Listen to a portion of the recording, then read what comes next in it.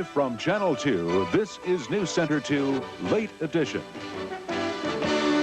With Eloise Daniels, Ken Barlow's weather, Dale Duff with the sports, and the NewsCenter 2 team.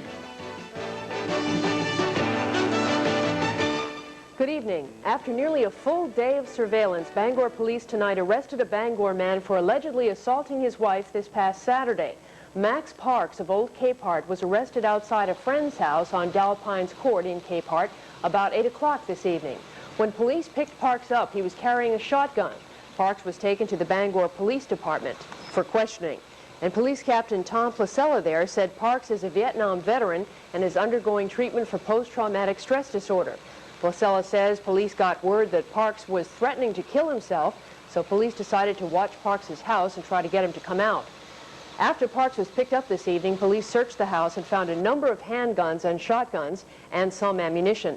Placella said no shots were fired and also that the police surveillance went well. We had time on our side. Mr. Parks was in his residence. The only one he could harm at that time was himself. And we felt that had we pushed our hand, so to speak, we may have escalated the situation. So we chose to sit back and play the waiting game, if you will, and it worked out to our advantage. Parks was taken to Bangor Mental Health Institute for psychiatric evaluation. He'll not be charged with the alleged assault on his wife until he has been evaluated. Kuwait is taking a hard line and refusing to bow to the terrorists who have had control of a Kuwaiti airliner for almost a week now. Today, the terrorist killed a second hostage and dumped his body onto the tarmac at Larnaca Airport, threatening more to follow if the plane isn't refueled. There were early signs that this seventh day was going to go badly. When the PLO negotiator returned from his first meeting of the day with the hijackers, his earlier optimism had gone. The hijackers, he reported, now appeared determined to see their demands met, an opinion quickly supported by an ultimatum. We hereby appeal to the tribal government that we are intending to take off to a neutral country. Therefore, you are kindly requested within 1 hour to start refueling the craft. Otherwise, we will kill a personality related to the unjust Kuwaiti regime. 5 minutes before the deadline, the negotiator in the control tower called the aircraft, pleading successfully for more time. It's now 1 o'clock, but I'll be waiting your decision. Okay, I'll postpone everything till I receive your decision. The hijackers agreed to another meeting with the Cypriot negotiator responsible for discussing refueling. But perhaps as a sign of their increasing anger, they insisted he stay on the ground and shout through a megaphone. It was another acrimonious confrontation, out of which came this message. The 30 minutes will be the final 30 extension minutes, and after that, either we'll receive the fuel or you'll receive the corpse. There were to be no more delays. A few minutes later, the body of a man was thrown from the aircraft. A chillingly brief message followed. We executed a Kuwaiti officer. And a final message, send an ambulance to collect the corpse. Then radio silence from the aircraft for several hours. The hijackers were playing the negotiators at their own game, keeping them guessing and waiting. That silence was finally broken just before dusk with more psychological pressure, this time from the hijackers on the negotiators.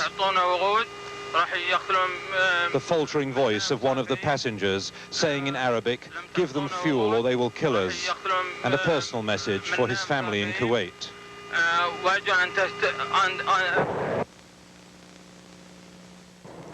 In this country, President Reagan today praised the rebels in Afghanistan for helping to bring about a triumph in their 8-year war with the Soviet Union. And he announced he's sending Secretary of State Schultz to Geneva Thursday to sign a pact calling for the withdrawal of all Soviet forces. I've just received a briefing from my national security advisors on the contents of the proposed Geneva agreements on Afghanistan that would provide for the complete withdrawal of Soviet occupation forces from that country. I believe the U.S. can now join the Soviet Union as a guarantor of the Geneva instruments. I have therefore asked Secretary Schultz to represent us at a signing ceremony for the historic accords scheduled to take place in Geneva later this week. This development would not have been possible had it not been for the valiant struggle of the Afghan people to rid their country of foreign occupation. Apparently, though, Afghan rebels themselves have already rejected the accord and say they will continue fighting. In Pakistan, workers continue searching the rubble of an ammo depot that exploded yesterday, sending shells into 2 nearby cities. The country is observing 3 days of mourning for the 75 people who were killed. 850 others were wounded. Pakistani officials say the explosion was caused by a fire, but some Western diplomatic sources aren't so sure. They think a military overthrow attempt might have been behind it. On Capitol Hill, a former member of the Sicilian Mafia, that is, told senators that money, drugs, and greed have corrupted the Cosa Nostra. As Steve Handelsman reports, these are the first extensive Senate subcommittee hearings on organized crime in 25 years. September 1963, Italian-American mobster Joe Valachi agreed to talk, and for the first time the world heard of the inner workings of La Cosa Nostra, the Mafia. The crime families, Valachi said, had penetrated and corrupted life in many American cities. Today, before the same Senate subcommittee, a sober assessment by Sasser of Tennessee. 25 years after Valachi, organized crime is still in business and doing just as well as ever. But from behind his protective screen today, Tommaso Buscetta, the first Sicilian mobster to ever testify about the mob, said by 1983, drugs had ruined what he said was once an honorable society. Drugs had changed everything. The family loyalties, the codes of respect that I had known as a mafioso were quickly becoming things of the past. And top FBI officials said today that since Valachi, a range of new laws has given them potent tools that they've used against the mob. FBI Director William Sessions said 1,000 mafia members have been convicted in this decade. The hierarchies of the families in New York, Newark, Cleveland, Boston, Kansas City, St. Louis, Milwaukee, New Orleans, and Denver have been decimated by convictions and incarcerations for long terms. To the senators, FBI Director Sessions said it is now possible to beat the old Italian mafia, La Cosa Nostra. But in the same breath, Sessions warned that Jamaican, Haitian, Hispanic, Asian, and black gangs, far less well understood and penetrated by the FBI, are already filling the void. In Washington, this is Steve Handelsman for NBC News. Still to come tonight, the EPA is not a fan of the proposed Sears Island cargo port. They made that final today, but its supporters have not lost hope.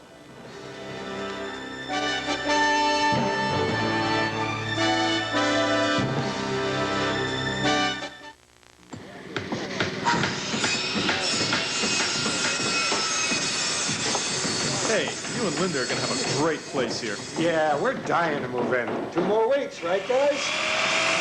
The way they're finishing your kitchen, wow, I love it. Only go this way once, old buddy. Yeah, and I see you're going with oil heat. Hey, you've been through a few Maine winters. Tell me about it. My Steiner recommended oil heat. My contractor, looking good, Charlie. Everyone I talk to in the business. And so these people are laying in the whole system? As a matter of fact, no. I specifically called Weber Energies. They checked the whole place out, gave me like 3 options, and it was done. That's why people put their trust in Weber. You guys were smart. The place we bought was already wired for heat. You're not stuck with your old heating system. Hey, Pard, call Weber. They will convert you just like that. The EPA is challenging the permit issued several weeks ago by the Army Corps of Engineers, and that's for the Sears Island cargo port. But it means the decision on Sears Island will actually be made in Washington now. The Corps of Engineers has granted a permit for construction of the cargo port, but the EPA is still against the project and has asked the Assistant Secretary of the Army today to review the project and the permit. Assistant Secretary Robert Page now has 15 days to either agree with the EPA or approve the permit as he did before. The EPA feels the cargo port should be built on the mainland instead of on Sears Island. The agency says the port would do too much environmental damage and suggests the island site is not justified economically either.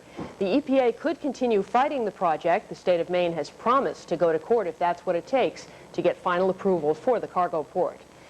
Earlier tonight, we spoke with Searsport Town Manager Don Grant, who has supported the project all along. He told us he feels this is only a delaying tactic, but that the project will prevail in time. Well, we feel confident because we feel that the EIS that's been completed addresses all the concerns that were expressed earlier. We see no reason why there should be a continued delay, and we feel the Army will act favorably. Grant told us he's more certain than ever that the project is environmentally sound. A coalition of environmental groups is calling for tougher enforcement of Maine's hazardous waste laws. And NewsCenter's Russ Van Arsdale reports the coalition wants action to prevent future pollution.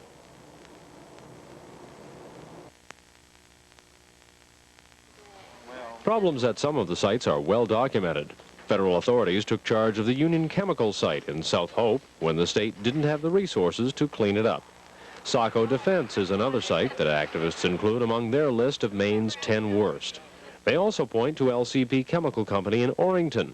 They say although the company stopped landfilling toxic materials on its property 5 years ago, some pollutants may be leaking into wells that neighbors use for drinking water or into the nearby Penobscot River. I've lived here for 3 years, and for the past 2 summers, my children have been exploring the riverbank and swimming in the river. Well, they're not going to be allowed to do that this summer because we have no idea what kind of contaminants are finding their way into the river water. All the homes in this area rely on well water. We have asked the EPA to test our wells so that we can find out if that drinking water is safe. Late this afternoon, LCP released a statement calling the charges about the Orrington plant mistaken. The statement says the firm is cooperating with state and federal regulators and that company officials are willing to meet with those who leveled the charges. That group is calling itself the Toxics Prevention Task Force. It wants tougher enforcement of environmental laws and less reliance on toxic materials in manufacturing processes. In Orrington, Russ Van Arsdale, NewsCenter. Other sites on the terrible 10 list include the CWS landfill in Norridge Walk, Brunswick Naval Air Station, and International Paper Company in Jay. There's a compromise on the gas tax dispute. Governor McKernan wants to raise the gas tax by 5 cents a gallon to finance road and bridge improvements. So far, legislators have been unwilling to pass that increase. But now the House wants to go for a special committee to come up with a compromise. Senate President Charles Prey says the Senate will probably agree with that idea. Prey says there's no objection to rebuilding the roads. It's simply a matter of where the money should come from. With less than 2 weeks left in this legislative session, lawmakers are scrambling to complete all the business at hand. So far, legislators have nixed several controversial bills, including one that would have required warlike toys to carry warning labels on violent and aggressive behavior in children. Also in the dead file, a proposal to outlaw pit bull terriers and another to prohibit the sale of diet drugs to minors. Tonight in Bangor, firemen believe the scare is over and all the customers who mistakenly bought a dangerous mixture of gas and kerosene have been located and warned. The dangerous mixture was sold only on Saturday and only at the Minute Car Wash on Main Street. Now, if you have any questions, call either the gas station or the fire department. Ken's up next, and if you're one of the canoeists hoping for rain before Saturday's big race, he says, don't hold your breath.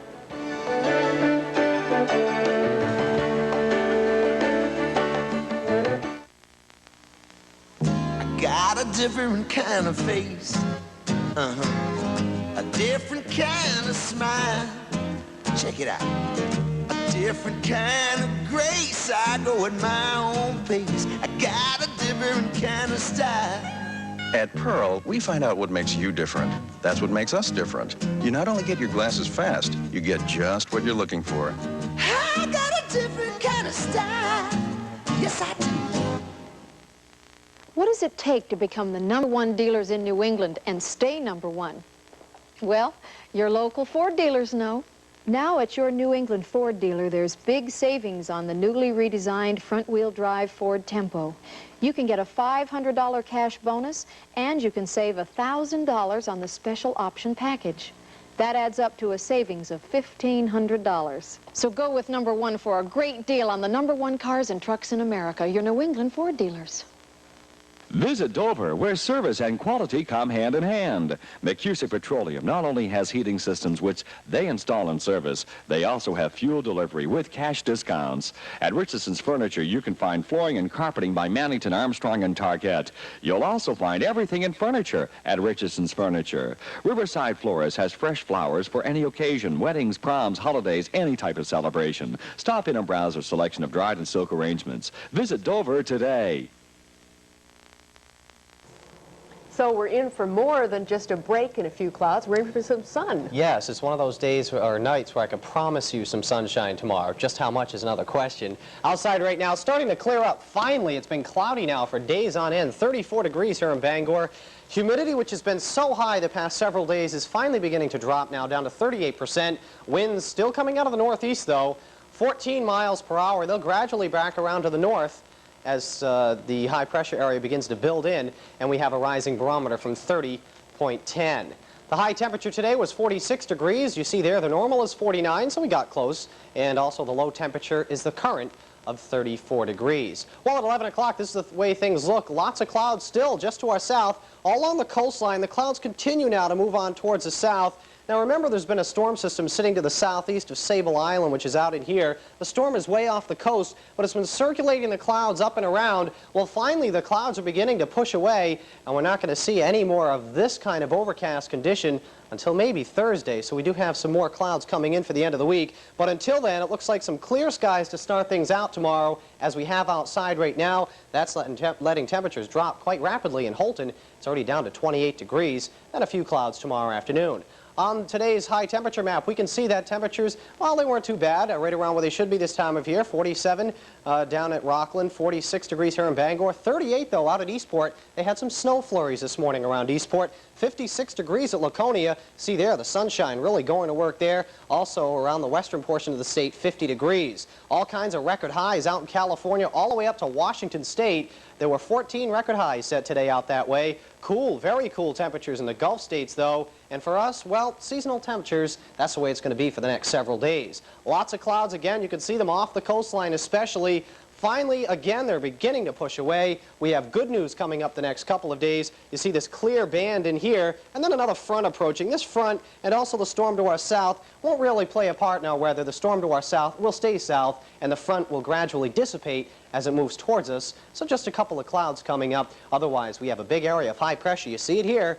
That means good news, and the good news is that high is headed our way, so we see some nice weather coming up. The forecast tonight looks this way. It will be clearing. If it's not clear where you are now, it should be clear by morning. Temperatures upper 20s to lower 30s. Now, during the day tomorrow, we'll see a mixture of both sunshine and clouds. Not a bad day at all, especially compared to what we've had. Highs upper 40s and low 50s. Another chilly night tomorrow night, upper 20s and low 30s. And as we go on into Wednesday, we see clouds in the morning, then some developing sunshine, another partly sunny day. Highs up a notch or two into the low 50s. And right now, Thursday looks good, fair skies. Then clouds return on Friday, I'm sorry to say, with a high of 48. The marine forecast tonight, there is a small craft advisory in effect now. It was a gale warning earlier. Those winds of 25 to 35 knots, well, they'll be dying down by morning, and they'll be going around to the north as well. Waves will be going down a bit as well, 3 to 6 feet, and visibility over 5 miles. So good news for most. Most people want a little bit of sunshine, and I think we're going to get our share tomorrow. I know it's too early to ask you this. What do you think about sun for Saturday's big race? Saturday, I think, will be a cloudy day in the morning, then improving in the afternoon and kind of chilly. So for the canoeists, wear your wetsuits. Sounds good. Okay, Ken. And when we come back, Dale Duff has all the Maine Mariner hockey highlights.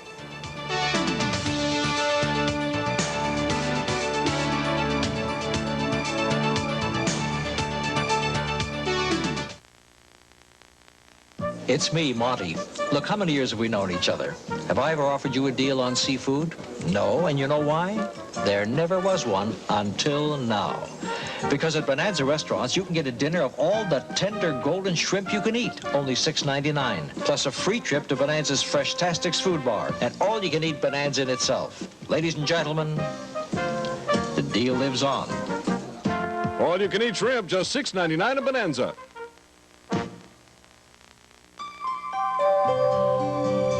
Welcome home to some American dreams, brought to you by Anderson, the windows more people come home to than any other. Come home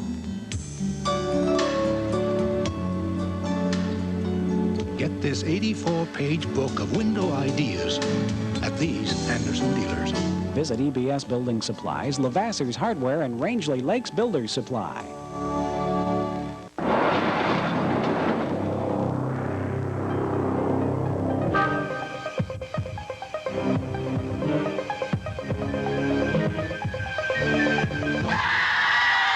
Hi, boys. Only Toro offers the 2-year starting guarantee. This Toro will start on the first or second pull for 2 years, or Toro will fix it free. Guaranteed. Get Red Hot savings now during the Toro Red Tag sale at these Toro dealers. McGruff here with Regina to sing Users Are Losers. Users are losers and losers are users. So don't use drugs, don't use drugs. If you know a user even part of the time, tell them to quit. Take a bite out of crime. Users are losers and losers are users. So don't use drugs. And help me take a bite out of crime. A good weekend for sports fans, and you've got more good news. Yeah, and I think this is going to be a great playoff week. We've got to get the Bruins through their playoff series, and tonight we've got to get the Maine Mariners on the go. The Maine Mariners did some things tonight down in Portland, now up 2-0 over the Nova Scotia Voyageurs in the first round of their AHL playoffs. Tonight, a 6-5 win in overtime for Maine.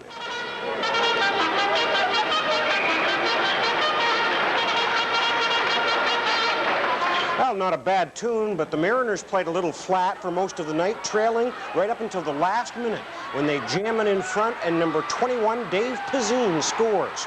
Greg Johnson scored 2 minutes later in overtime. 6-5 was the final. The Mariners go up 2-0 over at Nova Scotia.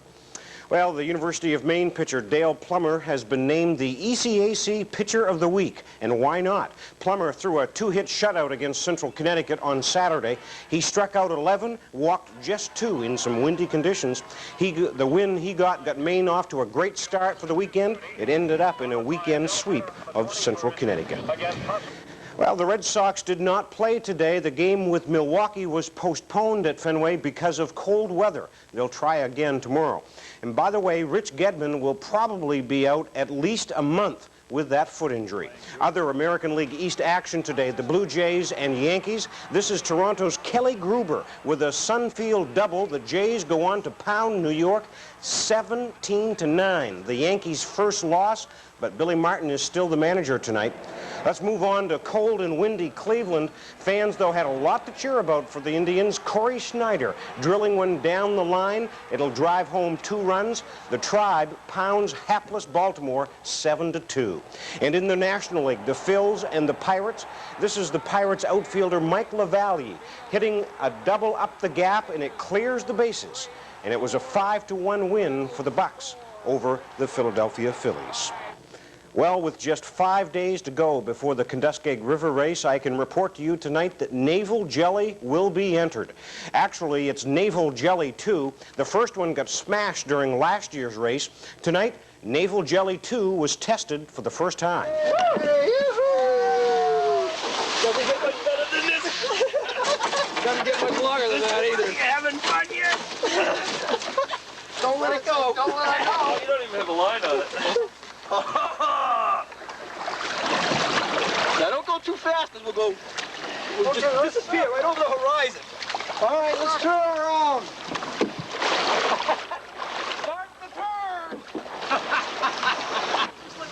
And so Woody Carville and Joe Paczynski and the other shipmates of that huge war canoe, Naval Jelly, everything is ready to go. A brand new vessel, and more importantly, it floats.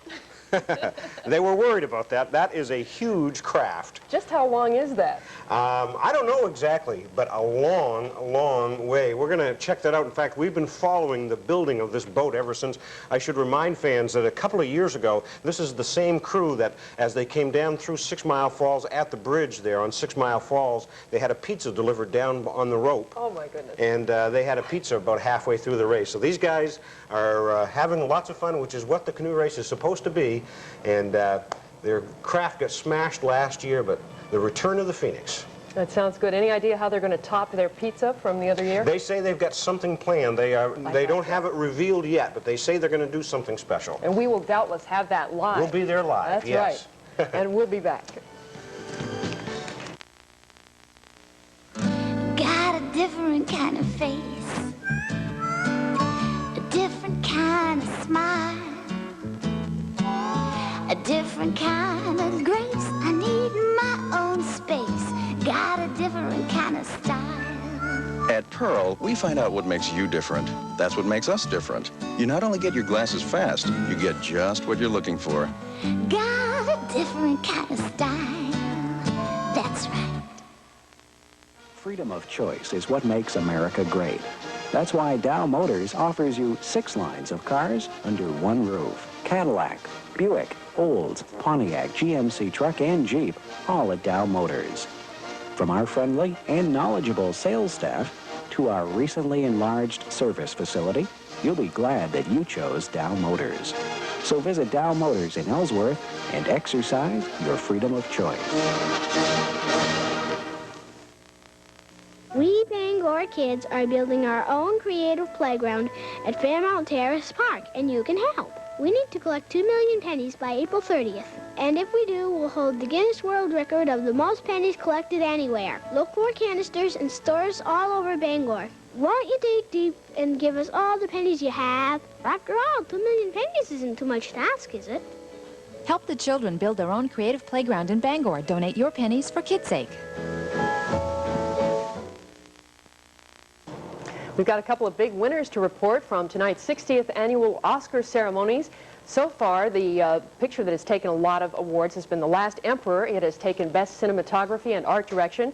And Michael Douglas has just won Best Actor for his performance in Wall Street. Still to come tonight, Best Picture and Best Actress. Already announced are Best Supporting Actor Sean Connery for The Untouchables, Best Supporting Actress Olympia Dukakis for Moonstruck. Now, in picking up her award tonight, she said, "Okay, Michael, let's go," of reference to her cousin Mike Dukakis, presidential candidate. After all the glitz and glitter this evening, one movie will be called Best Overall. As you know, they must still decide in Hollywood tonight between The Last Emperor, Moonstruck, Fatal Attraction, Broadcast News, and Hope and Glory. That's our news for this Monday evening. Thanks for joining us. Hope to see you again tomorrow. Till then, good night.